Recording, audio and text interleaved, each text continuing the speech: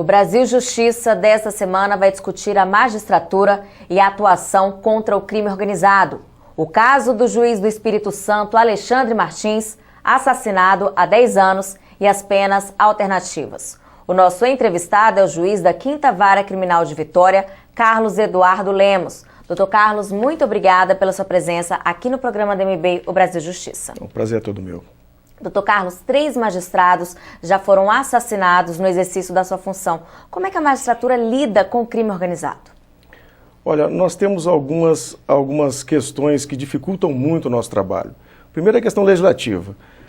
A Lei 9.034, que é a lei que criou os institutos de combate ao crime organizado, ela é de 1995. E ela não trazia, na verdade, definição de organização criminosa, o que era questionado por muitos advogados, inclusive, falando que a gente não poderia usar aquelas ferramentas, justamente por falta de definição legal. Então o legislador demorou cerca de 17 anos para fazer essa correção e agora somente, no ano passado, editar uma nova lei criando esse conceito. Então isso demonstra essa dificuldade que nós temos somente em razão da legislação. Uma outra questão é a falta efetiva de segurança para nós magistrados. A gente vê que o Estado brasileiro ainda não entendeu a importância de dar essa tranquilidade para o exercício da profissão. Todos nós, Renato, quando ingressamos na magistratura, a gente tem consciência dos riscos inerentes à profissão. Agora, todo magistrado, acho que tem o direito de ter esses riscos minimamente controlados pela estrutura estatal. E isso tem sido uma falha muito grande. E aqui no Brasil, os instrumentos legais de investigação são eficazes? Em parte, a gente pode aprimorar muita coisa. Com relação a... Nós temos alguns problemas efetivos nesses instrumentos, como, por exemplo, a infiltração de agentes. Nós não temos regulamentação com relação a isso, não sabemos até qual limite o agente pode estar infiltrado, o que é muito complicado para o policial também. Você imagine só, se o policial que está infiltrado, para proteger a própria vida, ele não pode se apresentar como policial. Se aquela organização criminosa mande que ele cometa um crime, para testá-lo até, ele poderia ou não fazer isso? Nós teríamos aquela liberdade que a gente vê em filme do 007, né, livre para matar? É óbvio que não.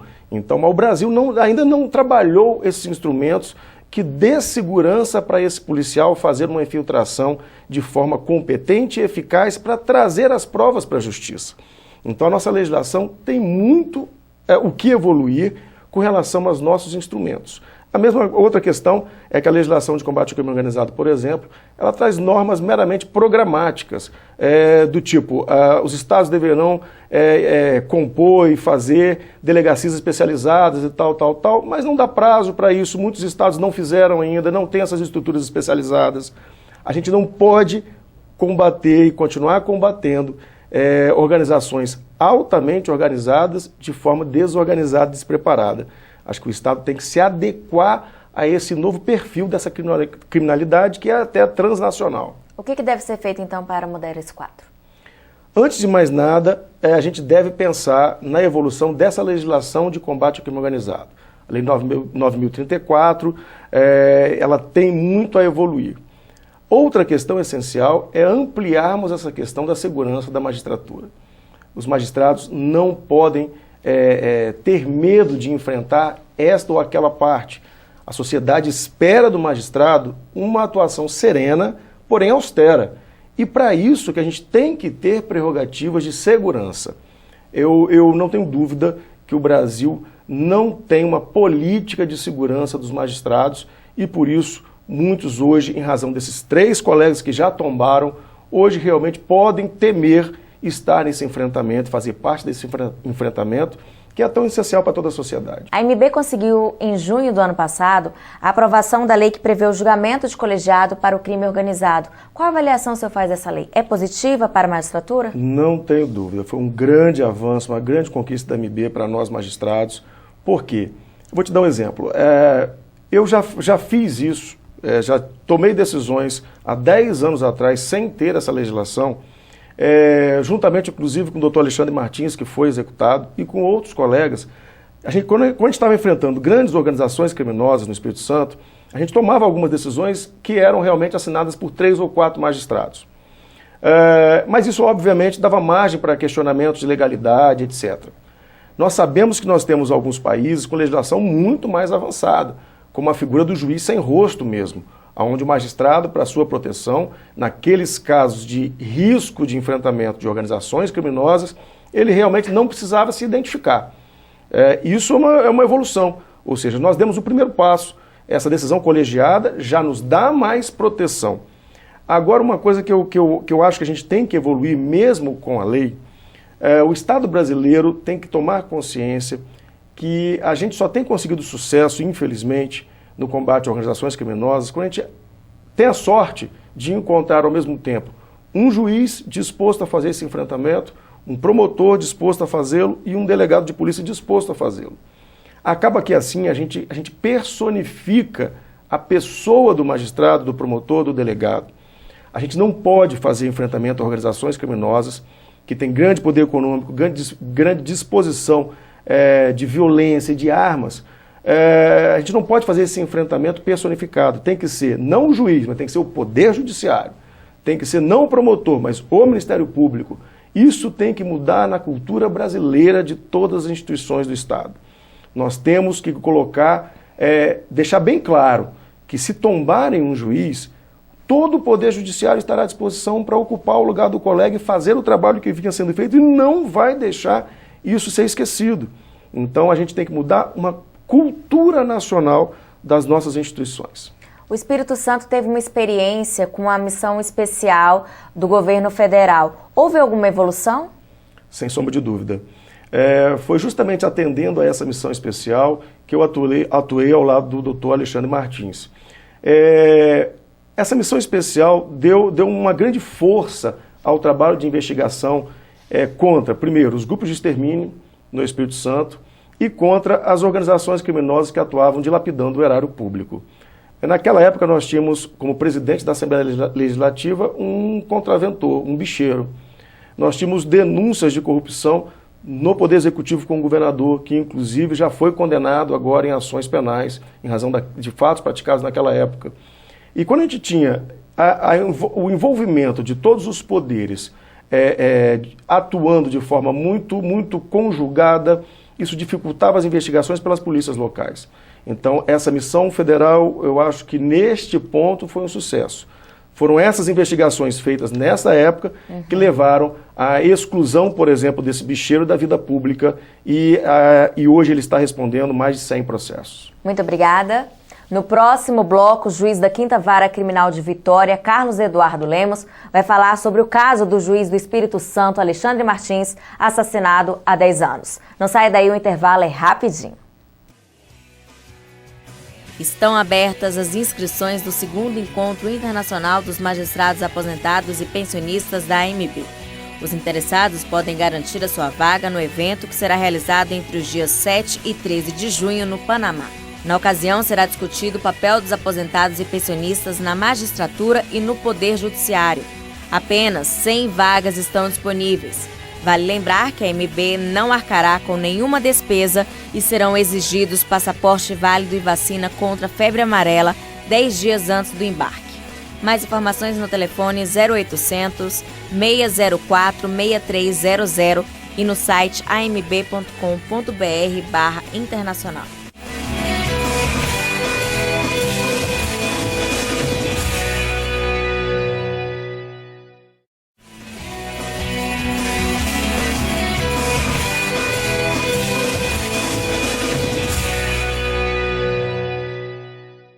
Estamos de volta com o Brasil Justiça. No primeiro bloco, o juiz da 5ª Vara Criminal de Vitória, Carlos Eduardo Lemos, falou sobre a magistratura e a atuação contra o crime organizado. Agora vamos abordar o caso do juiz do Espírito Santo, Alexandre Martins, que foi assassinado há 10 anos. Doutor Carlos, o senhor era colega de trabalho do juiz Alexandre Martins, que foi morto com 3 tiros quando ele chegava a uma academia de ginástica. Quais são as dificuldades na elucidação desse crime? Olha, tivemos muitas dificuldades, principalmente pelo envolvimento de pessoas do Estado. Ou seja, nós temos hoje como suposto mandante um próprio colega da magistratura, um juiz, nós temos um coronel da Polícia Militar e um ex-policial civil. Essas pessoas envolvidas em grupo de extermínio. Então, só o fato de terem pessoas ligadas às instituições policiais dificultou bastante as investigações. Qual o impacto da morte do juiz para a população capixaba? Muito grande. Eu acho que isso a gente pode ver depois da morte do Alexandre, né? Eu tenho certeza que o Alexandre não tinha ideia do que ele significava para a sociedade, o que se estava fazendo no Espírito Santo naquele momento. A sociedade, eu sinto que o Espírito Santo precisa de alguém em quem confiar, porque a gente vivia há 10 anos atrás um momento de total desintegração dos órgãos do Estado. Então, quando a sociedade via que a gente estava fazendo esse enfrentamento, a credibilidade era muito grande. E quando também a sociedade vê que as pessoas que estavam dispostas a fazer esse enfrentamento eram assassinadas, isso trouxe um temor muito grande. Então, eu não tenho dúvida, Renata, que hoje o Espírito Santo ele figura nos primeiros lugares nacionais, nos índices de homicídio, à frente do Rio de Janeiro, de São Paulo. Eu não tenho dúvida que a não elucidação total da morte de um juiz é um estímulo para esses índices. Eu já ouvi de um cidadão muito simples, ele falou para mim: doutor, se não conseguem elucidar a morte de um juiz, imagina qualquer um de nós.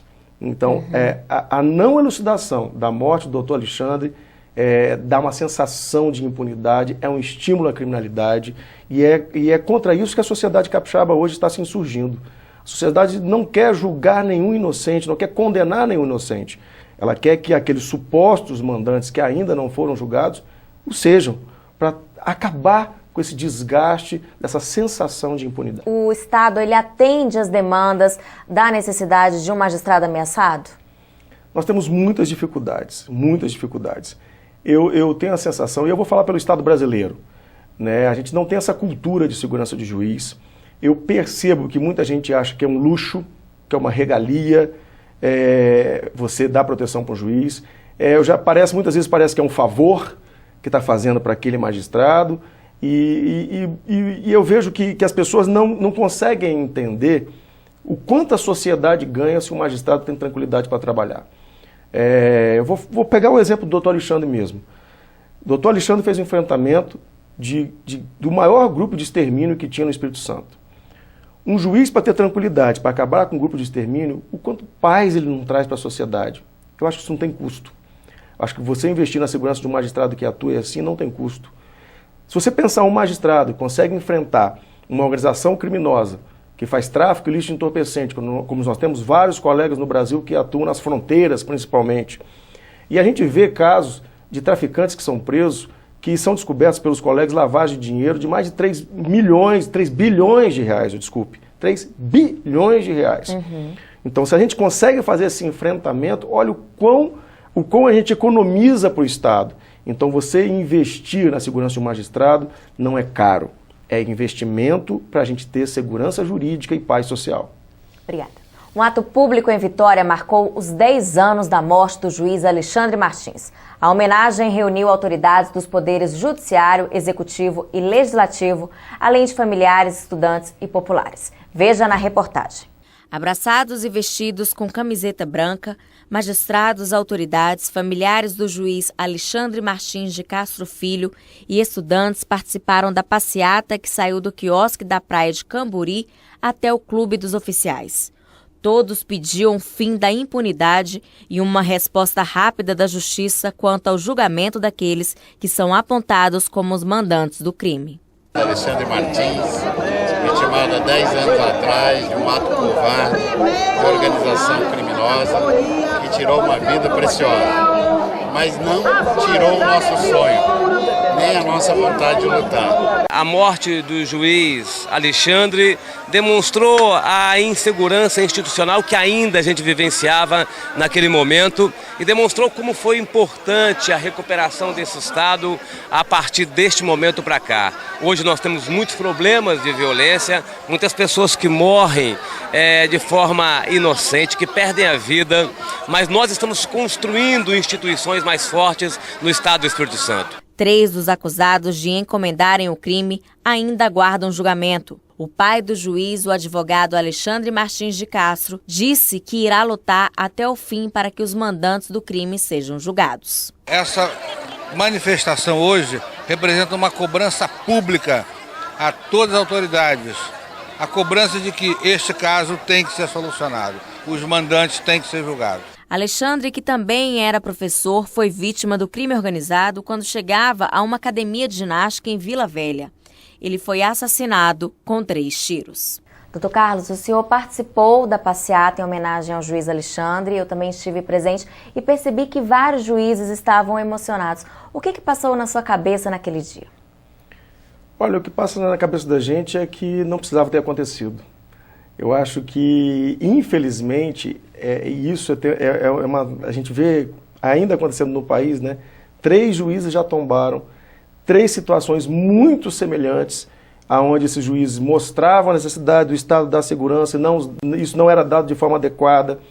Até quando a gente vai precisar passar por isso? Quantos outros colegas precisarão tombar para se criar uma política nacional de segurança ao magistrado? É aquilo que eu repito, o que passa na cabeça é que a sociedade ela precisa da nossa atuação austera, serena, tranquila. A sociedade clama por isso. Isso é o reflexo que a gente viu nesse ato público. Então, quando nós, repito, todos os magistrados do Espírito Santo se engajam nesse movimento, não é para pedir condenação, é para pedir o julgamento final. E para isso precisamos que os tribunais superiores deem andamento de forma célere a esses recursos. E que entendam a importância deste caso para o Estado do Espírito Santo. O senhor também vive o drama de ser ameaçado. Há quanto tempo o senhor anda escoltado? Olha, eu e minha família somos obrigados a andar escoltados há quase 11 anos. E isso é muito engraçado, né? Porque ninguém tem ideia do que é andar escoltado. Muita gente acha que isso é chique, é luxo, parece artista, mas é um drama que a gente vive há 11 anos. Eu tenho 2 filhos adolescentes, o mais novo já nasceu escoltado. Quando ele era pequeno, ele falava da família, falava mamãe, papai, minha irmã e os polícias, como se fosse parte da família. Então, nossa vida é absolutamente programada, você não tem intimidade, você é forçado a não poder seguir tudo que os amigos fazem. Então, ninguém tem ideia do que seja isso. Então, a gente tem que pensar em alternativas, porque nós, magistrados, que fazemos esse enfrentamento, temos que viver. A gente não pode, e eu já ouvi isso de uma autoridade pública, falou assim, mas então se você está ameaçado, você tem que ficar, não pode sair de casa. Como assim, não, né? Mas ou seja, então ninguém vai querer fazer esse trabalho, é óbvio. O Estado tem que dar a condição mínima para a minha família poder viver minimamente normal e com segurança. Senão, realmente, eu temo que a magistratura se esvazie, que os jovens não queiram mais a magistratura. Então, vai ser um caos para o país. Então, a magistratura é uma profissão honrada, digna. Eu sinto muito orgulho de ser magistrado, mas eu quero ter segurança para mim, para minha família e para todos os colegas. Eu não quero ver mais nenhum colega tombando. Muito obrigada. No próximo bloco, o juiz da 5ª Vara Criminal de Vitória, Carlos Eduardo Lemos, vai falar sobre as penas alternativas. Não saia daí, a gente volta rapidinho. Ser juíza da infância e juventude no estado do Paraná, notadamente na área da infância e juventude, como é o meu caso, é uma função bastante complicada, porque de um lado você tem os adolescentes que você todo dia ouve, com suas famílias, com seus problemas, e procura trabalhar também com as políticas públicas para que dê efetividade às decisões proferidas. No caso meu, que é só com ato infracional, adolescentes que praticam atos infracionais, cumpre medidas socioeducativas de liberdade assistida, prestação de serviço à comunidade, também medidas em meio fechado, que chama internação. Nesses casos todos nós temos que trabalhar muito com as políticas públicas, então é um juiz um pouco diferenciado. Um juiz que, além de estar ali trabalhando nos processos, também tem a obrigação de estar presente em reuniões, enfim, procurar agir para melhorar a vida do jurisdicionado, ou melhor, para melhorar as condições de vida do jurisdicionado. A Escola Nacional da Magistratura, a AMB e a BMF Bovespa realizam um ciclo de palestras sobre o mercado de títulos de valores imobiliários e de bolsa de valores que vai ocorrer em junho. A data ainda não foi definida. 28 vagas estão disponíveis no curso que vai analisar questões ligadas à estrutura e ao funcionamento do mercado de ações, além da criminalidade econômica e aspectos do direito societário brasileiro. Inscrições até o dia 2 de maio no site enm.org.br.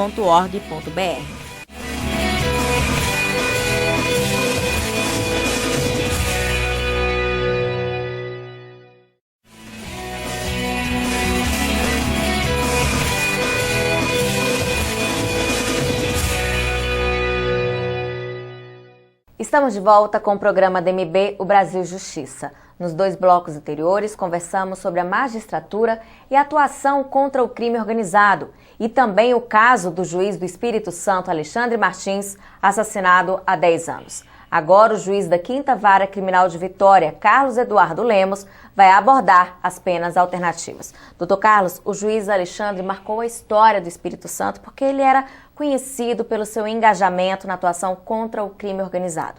Consta também que ele foi o maior defensor das penas alternativas. Isso não é contraditório? Não, isso acho que demonstra como é a sensibilidade da magistratura brasileira, né? Nós, magistrados, quando nós falamos em enfrentamento de organizações criminosas, temos bastante consciência que é um perfil criminológico muito diferenciado. E a gente tem plena consciência que nós temos que repensar o nosso sistema punitivo, reservando as penas de prisão para essas pessoas com esse tipo de perfil. A gente tem formas muito melhores de punir, que são as alternativas penais, e o doutor Alexandre foi o maior defensor disso realmente no Espírito Santo. Ele foi o instalador da nossa primeira central de penas alternativas e que hoje foi transformada na Vara de Execuções de Penas Alternativas do Estado do Espírito Santo, da qual eu sou o titular.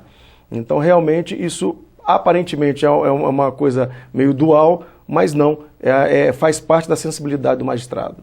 O senhor integrou a Comissão Nacional de Penas Alternativas do Ministério da Justiça por 10 anos e hoje participa do Grupo de Trabalho do CNJ para as Alternativas Penais.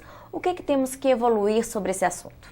Muito, Renata. Nós temos que evoluir muito. Apesar do que o Brasil evoluiu muito nesses últimos 10 anos, se compararmos com o resto do mundo, talvez tenhamos sido o país que mais evoluiu com relação às alternativas, com relação ao crescimento de um número de aplicações. Hoje nós temos um déficit de aproximadamente 200 mil vagas no sistema penitenciário. Ou seja, precisamos hoje de uma demanda reprimida de 200 mil pessoas presas sem lugar para serem colocadas. E esse crescimento ele é exponencial. Eu fiz um cálculo rápido.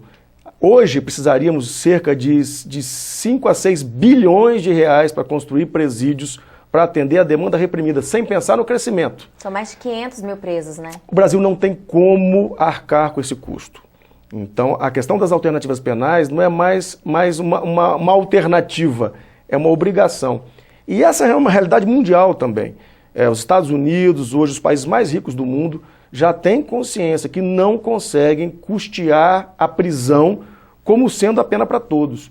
Então, nós temos que aí sim investir em fazer dessas alternativas penais algo realmente eficaz, eficiente, que puna, que faça esse indivíduo refletir aquilo que ele fez. E isso o Brasil tem sido um exemplo para todo mundo. Isso foi muito destacado no 10º Congresso da ONU, realizado em 2010, onde realmente o modelo de alternativas penais do Brasil foi colocado como exemplo a ser seguido por todos os países. E o que você acha, como que as penas elas podem colaborar para o sistema de justiça penal? Com a sua efetividade. Se nós temos hoje a pena de prisão, que tem um índice de reincidência em cerca de 80% dos casos, ou seja, em 80% dos casos o sujeito cumpre a prisão, sai e pratica um crime mais grave do que aquele primeiro que o levou à prisão, se nós temos uma pena de prisão cara, hoje nós temos um preço médio nacional de R$2.000 por preso por mês. E é interessante que a sociedade muitas vezes não se dá conta que esse dinheiro é dela, né? O dinheiro que é gasto com isso é da própria sociedade. E se nós temos formas de punir pequenos crimes de forma muito mais humana, mais digna, mais eficaz, como é o caso das penas de prestação de serviço à comunidade, que tem um custo infinitamente melhor. A gente tem hoje alguns estados que fazem essa avaliação com um custo médio de R$17 por mês para você poder fiscalizar um apenado com prestação de serviço à comunidade, com uma eficácia muito maior na minha vara do Espírito Santo, que é uma vara única de todo o Estado. Para as prestações de serviço à comunidade, eu tenho um índice de reincidência de 0,6%, o que mostra uma eficácia infinitamente melhor e maior do que da pena de prisão. Então eu acho que pena alternativa não é mais alternativa, é obrigação, e o Estado brasileiro tem que evoluir cada vez mais. Como está o Brasil hoje no cenário mundial em relação às penas alternativas? Evoluímos muito, muito mesmo. Há 15 anos atrás, nós tínhamos somente 10% das penas aplicadas pela magistratura sendo alternativas, quase que 90% das penas sendo de prisão. Hoje, nós já temos quase que 25% a mais de pessoas cumprindo penas alternativas do que pessoas presas. Então, o Brasil hoje passou a ser uma referência, apesar do que, repito, temos muito que evoluir. E o CNJ está tendo um papel muito importante nisso. O CNJ tem um grupo de trabalho que está realizando vários estudos para o aprimoramento dessas alternativas penais, enquanto o nosso legislador não faz as melhorias que a lei deveria ter. Nós talvez tivéssemos que diminuir o tempo, ou melhor, aumentar a pena que pudesse ser substituída. Hoje só podemos aplicar penas alternativas com penas que seriam de até 4 anos. Nós temos países que fazem isso com penas de até 16 anos. Então nós temos vários projetos tramitando e esperamos também que o legislador fique sensível a isso e preste atenção que nós temos que ampliar a possibilidade dessas alternativas penais. Muito obrigada. Chegou a hora da gente conhecer no quadro Vida de Juiz um pouco da trajetória dos magistrados. Meu nome é Naldo Moreira, eu sou juiz do Tribunal de Justiça do Distrito Federal e Territórios. Escolhi ser magistrado pela possibilidade de tentar de fazer algo por alguém que está em conflito com a lei ou que está com algum problema desses que geralmente chegam, que batem as portas do judiciário. E a dica que eu dou para quem quer ser magistrado é que estude bastante. Eu até costumo dizer o seguinte, para passar em concurso você precisa de sorte. Quanto mais estuda, mais sorte. Agradeço ao juiz Carlos Eduardo pela entrevista. Não, eu que agradeço, muito obrigado. Eu acho que é importante e relevante a gente estar tratando de assuntos tão importantes para toda a magistratura. O nosso programa termina aqui. Se você quiser sugerir algum tema, escreva para o nosso e-mail brasiljustiça@amb.com.br. Muito obrigada pela sua companhia e até o próximo.